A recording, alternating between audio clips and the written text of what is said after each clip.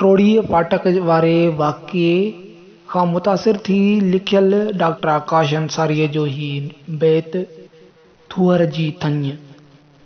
ॿुधायो फ़तवा फ़रोशनि जे पेशवाउनि खे, मुनाफ़िक़नि जे गिरोहनि जे सरबराहनि खे, ख़ाकी वर्दीअ जे ख़ुदि साख़्तादारनि खे।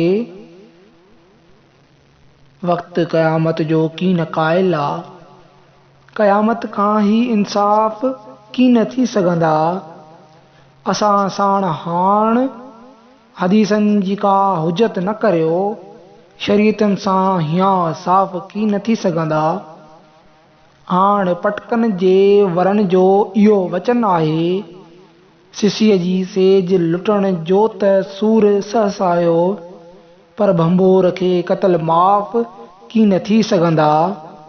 असीं थूहर जी थञ पी त सघूं था, लेकिन थर जे मोरनि जा क़ातिल माफ़ कीन थी सघंदा।